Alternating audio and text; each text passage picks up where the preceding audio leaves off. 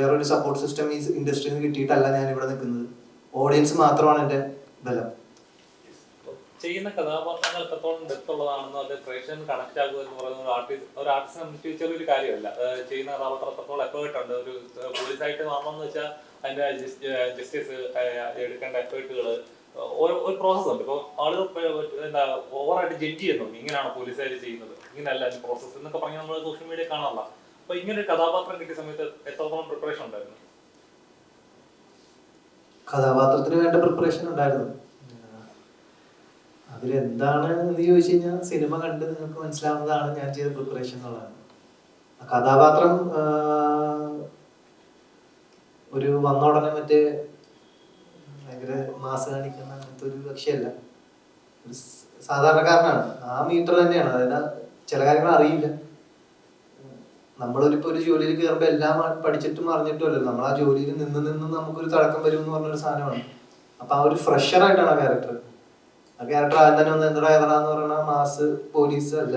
അപ്പൊ ക്യാരക്ടർ എന്താണോ അതാണ് ഞാൻ പോർട്രേ ചെയ്യാൻ ശ്രമിച്ചിട്ടുള്ളത്.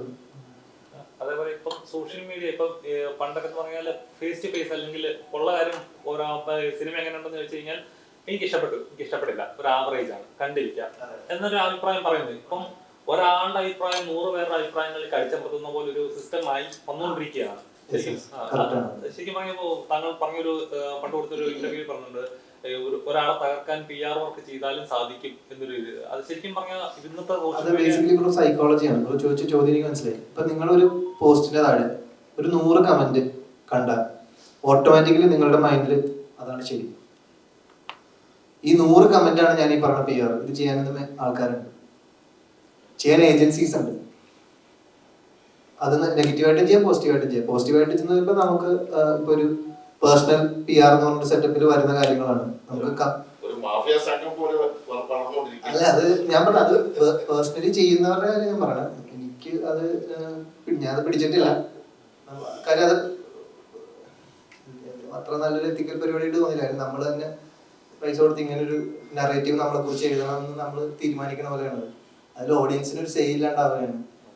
ഇതിനെന്നാ എനിക്ക് പറയാനുള്ളത്, നിങ്ങൾ കണ്ട് വിലയിരുത്തുക എന്നുള്ള. ഓഡിയൻസ് കാണുക. സിനിമ കണ്ടിട്ട് നിങ്ങൾക്ക് തോന്നുന്ന ഒരു സാധനമില്ല, അതാണ് അൾട്ടിമേറ്റ് സാധനം. നിങ്ങൾ വേറൊരാളുടെ കൊടുത്ത നരേഷനിൽ നിങ്ങൾ പോകരുത് എന്നുള്ളതാണ് എനിക്ക് പറയാനുള്ളത്. ശരിക്കും അതൊരു എന്താ പറയാ, ഒരു സിനിമ എന്ന് പറയുന്നത് ഒരാളുടെ 2 ആളുടെ അധ്വാനമല്ല. ഒരു സെറ്റ് 100 പേരിൽ 200 പേരുണ്ടാവും. അവരുടെ അത്രയും പേരുടെ അധ്വാനമാണ് ഒരു സിനിമ.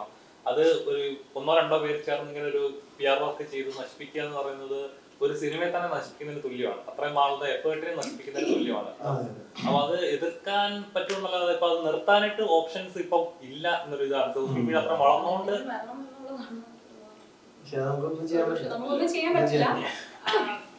ഇതിലാകെ നമ്മളത് എനിക്ക് തോന്നുന്നത് സാധാരണ ജനം പടം കാണട്ടെ എന്നുള്ളത്. കാര്യം അവരുടെ നിന്നുള്ള റെസ്പോൺസ് ആണല്ലോ അൾട്ടിമേറ്റ് ആയിട്ട് ഞാൻ മനസ്സിലാക്കുന്നത്.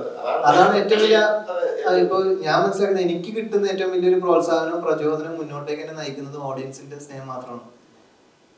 എനിക്ക് വേറൊരു സപ്പോർട്ട് സിസ്റ്റം ഈ ഇൻഡസ്ട്രിയിൽ നിന്ന് കിട്ടിയിട്ടല്ല ഞാൻ ഇവിടെ നിൽക്കുന്നത്. ഓഡിയൻസ് മാത്രമാണ് എൻ്റെ ബലം. അവര് പടം കാണുമ്പോൾ അവര് തരുന്ന ഒരു റെസ്പോൺസ് ഉണ്ട്, എനിക്കത് മനസ്സിലാവുന്നുണ്ട്. അതൊരു സ്നേഹമാണ് കിട്ടുന്നത്, ഈ സിനിമയ്ക്ക് കിട്ടുന്നത്. ഇന്നലെ എനിക്കത് മനസ്സിലാക്കാൻ പറ്റുന്നുണ്ട്.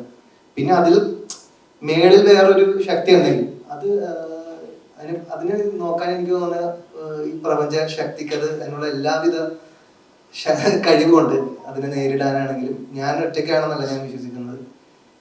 ഞാൻ എൻ്റെ ജോലി അത്രയും എന്നാൽ കഴിയുന്ന പരമാവധി ഞാൻ ചെയ്തിട്ടുമുണ്ട്.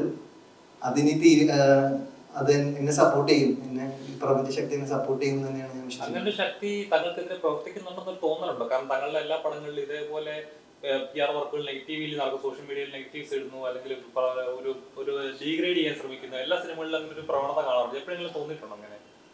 തോന്നിയിട്ടുണ്ട്. പക്ഷെ അതിനെപ്പറ്റി എനിക്ക് ഒരു എവിഡൻസ് വെച്ചുകൊണ്ട് സംസാരിക്കാനല്ലേ പറ്റുള്ളൂ. എനിക്കത് ഇല്ല. അതുകൊണ്ട് എനിക്കത് ഇന്നതാണെന്ന് എനിക്ക് പറയാനും പറ്റില്ല. അതെനിക്ക് നിങ്ങളിപ്പോ ഈ പറയണത് എന്തുകൊണ്ടാണ്? നിങ്ങൾ ശ്രദ്ധിച്ചോണ്ടല്ലോ, നിങ്ങൾ തോന്നിയോണ്ടല്ലോ നിങ്ങൾ എന്നോട് ചോദിക്കണം. അപ്പൊ എനിക്കിത് തോന്നാണ്ടിരിക്കും.